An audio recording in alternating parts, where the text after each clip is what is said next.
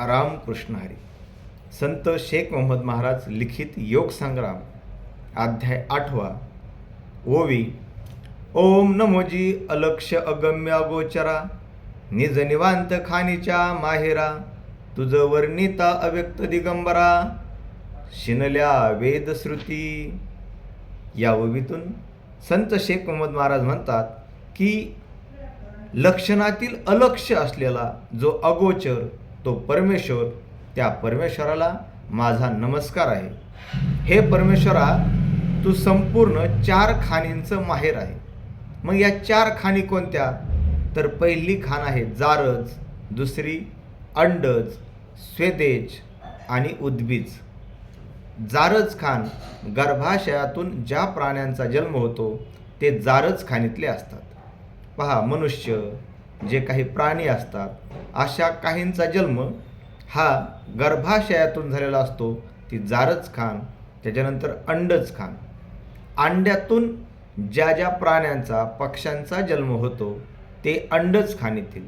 मग पक्षी, साप असे काही प्राणी आहेत, जलचर प्राणी, त्यांचा जन्म अंडज खाणीतून होतो. आणि तिसरी खाण आहे स्वदेज, म्हणजे घामातून. पहा, उष्णतेमुळं एखाद्या ठिकाणी ओलसरपणा तयार होतो आणि त्यातून असे काही कीटक, किडे जन्माला येतात, जसं चिलटं, माश्या जन्माला येतात, ती स्वदेज खाण.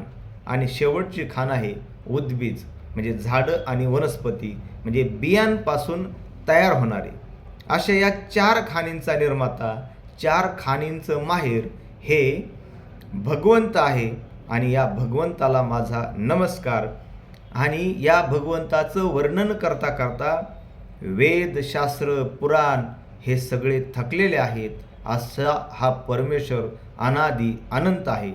मग जे वेदशास्त्र आहेत ते सुद्धा नेती म्हणतात, आम्हालाही भगवंत कळला नाही, परंतु हा भगवंत ज्यांना सद्गुरूची प्राप्ती झाली अशांनाच कळला.